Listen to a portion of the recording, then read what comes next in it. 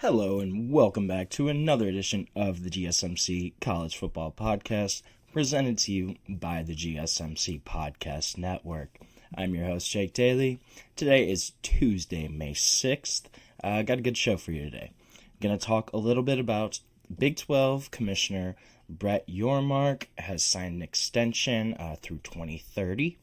Also going to touch on Jared Curtis, 5-star 2026 quarterback, has officially committed again to the Georgia Bulldogs. As well as we're going to touch on Notre Dame and Clemson. They have reached an agreement to have matchups through 2037. Also going to talk a little bit about Big 12 coaches. I'm going to rank my 10 through 16 coaches. We're going to do a couple days of that. And then make sure you stick around for my last segment. We're going to talk about Rich Rod Round 2 in Morgantown. What could happen at West Virginia? It's a really interesting outlook there. Before we get into anything, though, I just want to remind everyone, this show is all about you. We want to make it as interactive, as exciting as possible. So we love hearing your comments, questions, thoughts, concerns, the whole deal. If you want to make sure you get on the show, one easy way to do that is to use the Super Chat feature. To do that, you can click the $ at the bottom of the chat box to send in your message, comment, question, opinion, hot take, whatever you got. Send it in there, and this guarantees that your message gets on the air, gets read live. It's also just a great way to support our channel and what we're doing here at GSMC. We couldn't do what we do without your ongoing support. We're so grateful to have y'all as a part of our community here. So Big 12 Commissioner Brett Yormark has officially gotten an extension. All the athletic directors in the Big 12, they're kind of bored. They gave him this extension basically as a reward. The board of directors voted on this, and so he's going to get a 3-year extension till 2030. His deal that was signed in 2022 was a 5-year deal, so it was running until 27. So he's going to get a 3-year extension, and this is a good move for the Big 12, I think. Brett Yormark, he came in at a really, really vulnerable time for the Big 12 conference, right? You had Texas and Oklahoma had just kind of announced that they were leaving. They had officially submitted a bid to join the SEC. So those were your two anchor programs. Those were your traditional blue bloods in that Big 12 kind of old Southwest conference.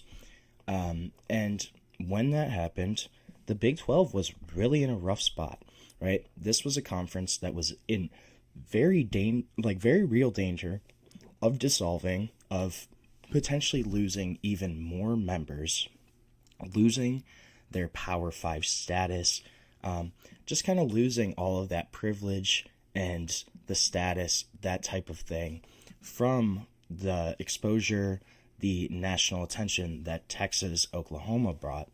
You were losing that. They were a conference that was in very real danger of either dissolving or looking extremely different than they had. However, this was a situation that kind of moved quickly. So a bunch of requiems were written. Mergers were sought with other conferences, rejected by those leagues. There was a bunch of scapegoats that were kind of pointed out. And there was a term, that death rows, that was kind of in rotation in the news at the time, describing the Big 12 then. But this conference was able to stay together. The remaining kind of 8 schools at that time, they were able to come together. They said, yes, losing these 2 brands in Texas and Oklahoma, it really sucks, right? There's no way around it. But on the other hand, Texas really seemed to have a heavy hand in the negotiating table. Were kind of notoriously difficult to deal with from the eyes of the rest of the Big 12.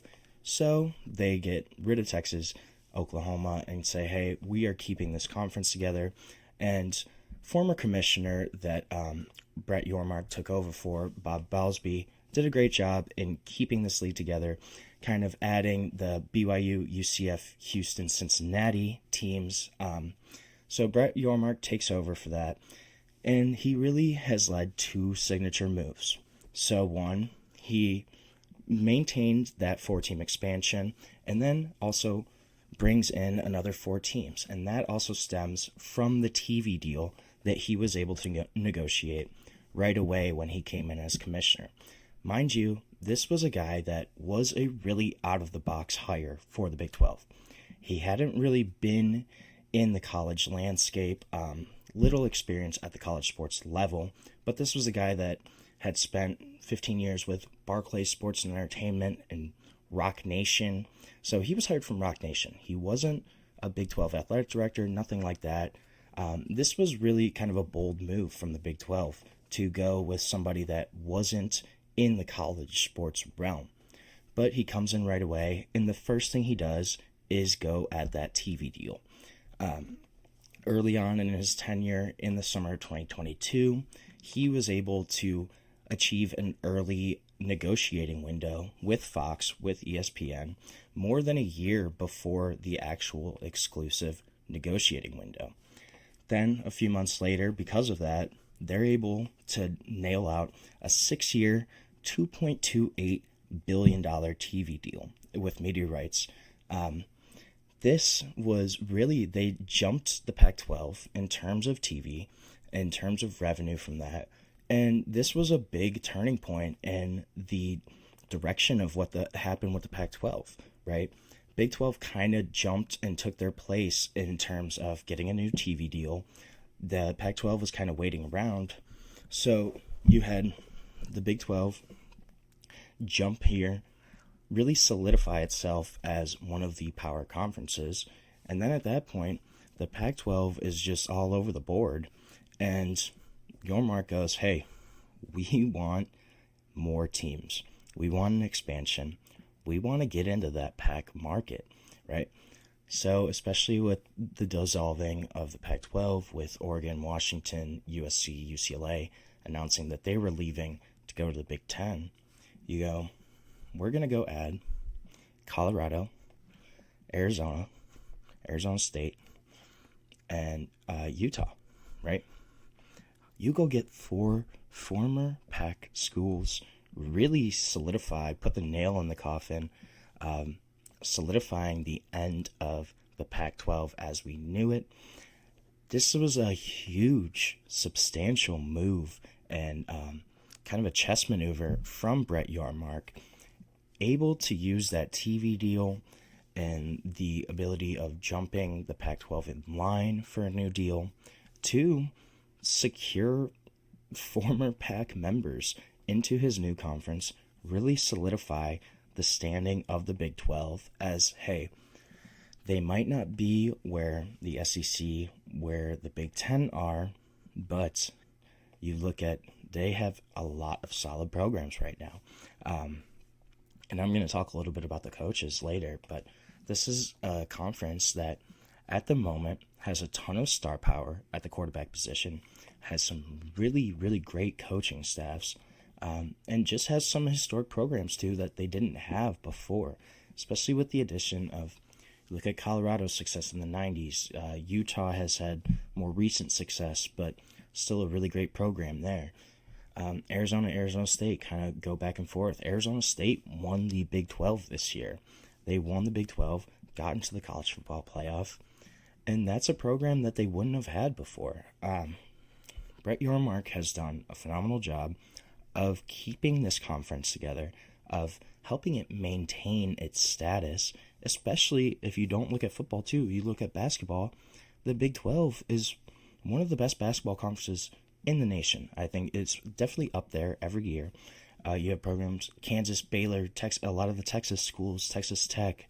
Those are all great schools. And also just TV means more exposure in general, right? Fox currently has the rights to the top Big 12 football game of the week. ESPN is largely the home of Big 12 college basketball.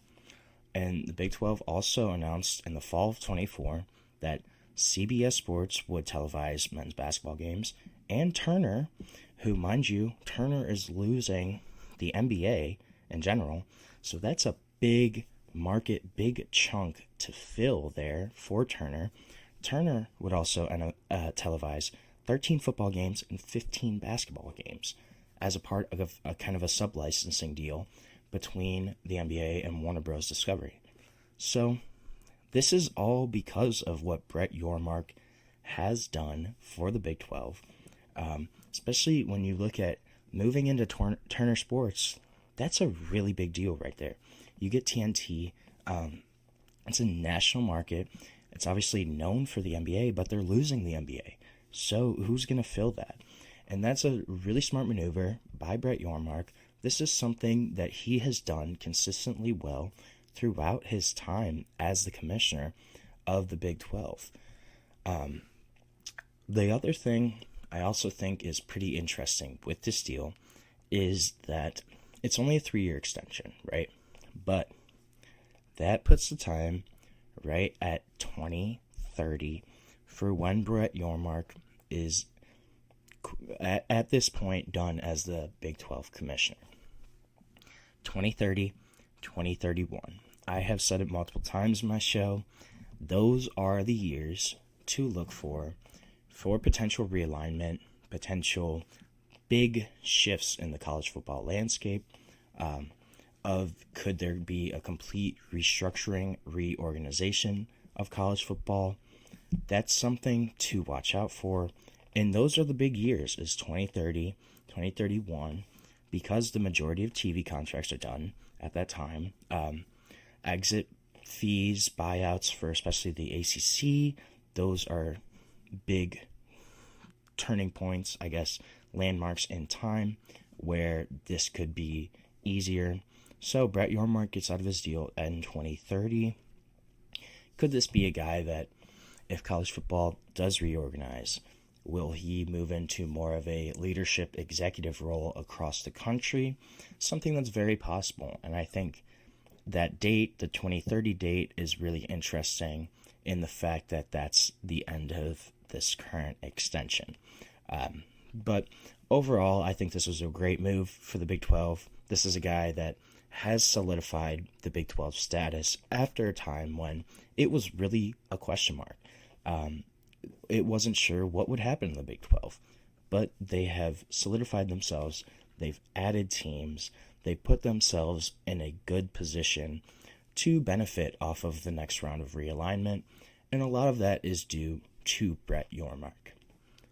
So we're going to take our first break of the show right now. When we come back, going to talk a little bit about Jared Curtis and his commitment to Georgia. What does that mean for Georgia? What does it mean for other programs? We're going to talk about it, though, on the GSMC College Football Podcast.